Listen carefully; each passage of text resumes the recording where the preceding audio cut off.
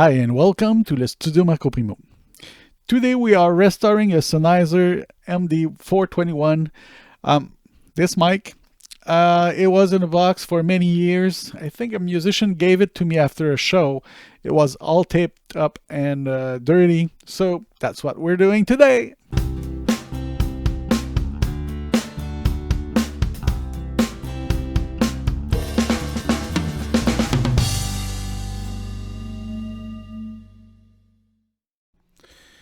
All right, as you can see, the mic is very dirty, all taped up.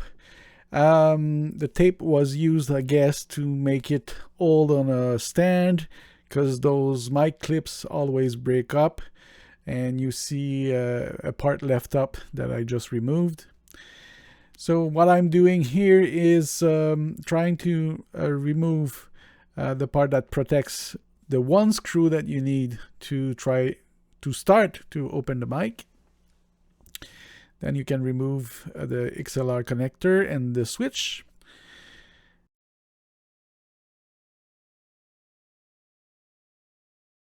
Inside there was a silicone disc that I removed, and then there's a bolt at the end.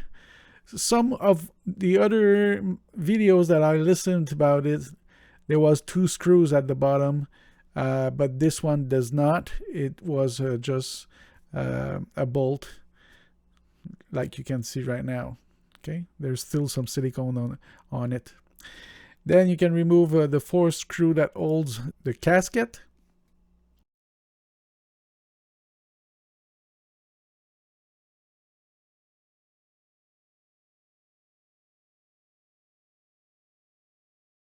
And there you go. You can see the capsule, very dirty.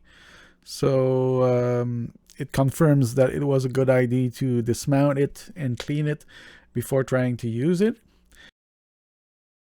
Now the grill is all dirty as well, so I'm going to clean it up. And there's not a lot of paint of it. And since there's a little screen inside, I won't be painting it. I think I'm going to sand it and make it more silver-like. To continue the cleanup, if I want to take the body and clean it, I need to remove the soldering and the wires so I can separate the parts. You can see now that this is the part that I want to clean. I tried to use many products to clean the body, but the electronic cleaner was the best one. So it's the same product that I used to clean the capsule.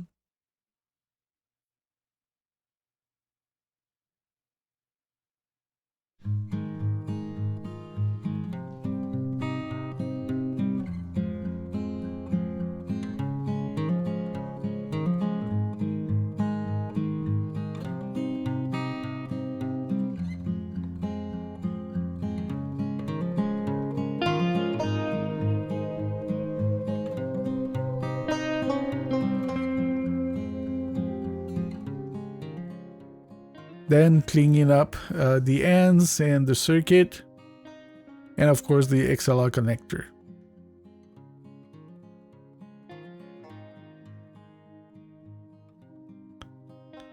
And of course all the screws while we're at it.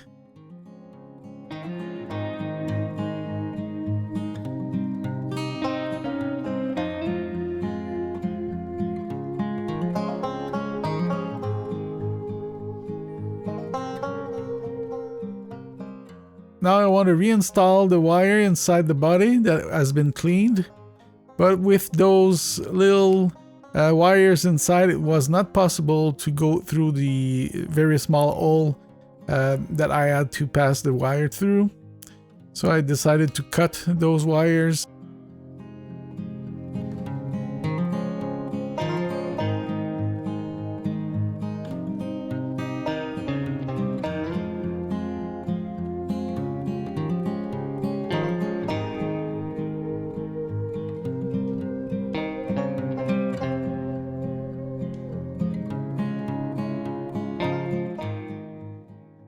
So you see the grill has been sanded. I removed a lot of paint Still some black paint there, but I knew when I started that this mic would not look new when finished.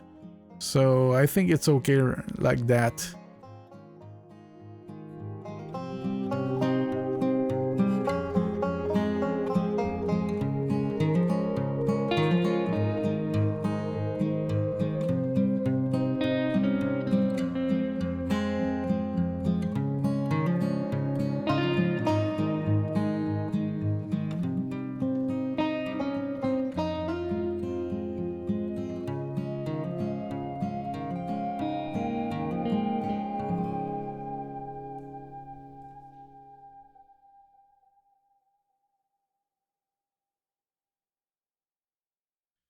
Putting back that nut, it was a bit slippery with a bit of silicone yet, so that's why I had some problem with it there.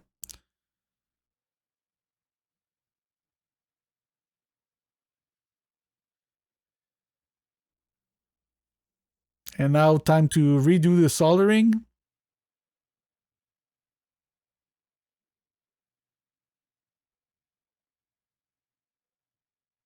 Of course, I could not do that many times, cutting a bit of the wire, since it would be too short at the end. But cutting once was not so bad idea. I'm sure now that the wires are cleaned and there's not some contaminant inside the wire, rust or things like that.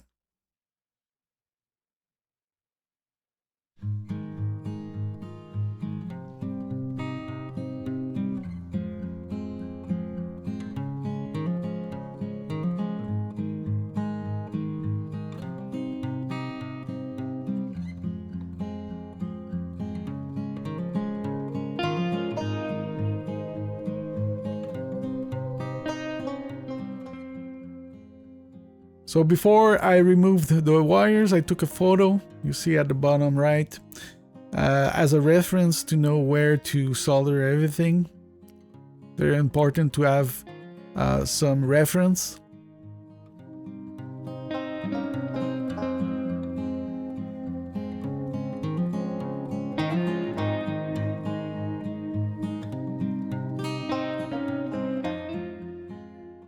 And now it's time to put it back inside.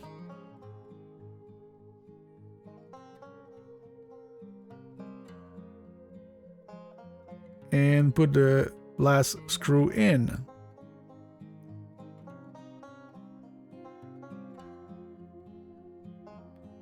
Since you saw that the clip was broken, I bought this from Wilkinson Audio.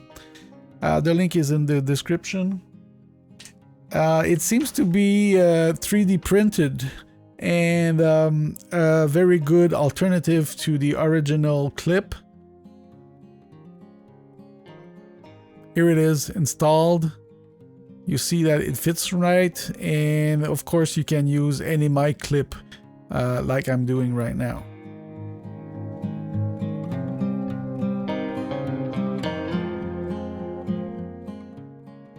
And now it's ready to test.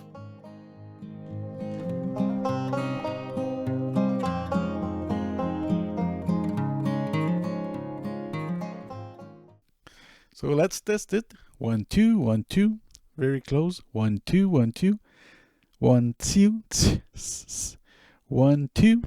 There's a switch at the bottom you can turn. So let's hear the difference. 1 2 1 2 1 2 1 2 1 2 1 2 1 2 1 2 1 2 1 2 1 2 1 2 1 2. Yeah. 1 2.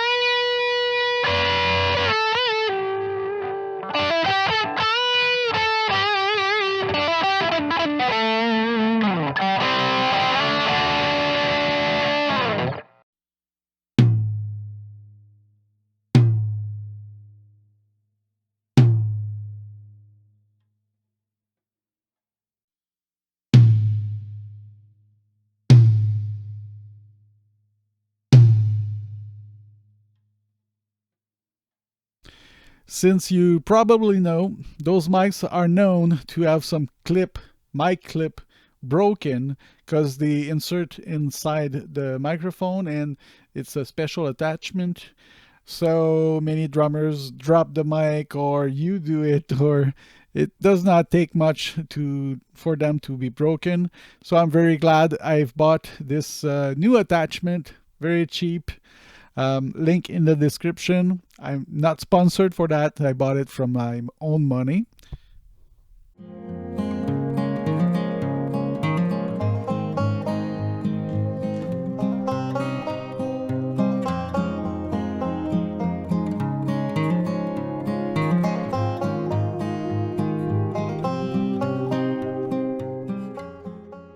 So I hope you liked this video. If you did, please click on the like button, consider subscribing, hit the bell to get notifications.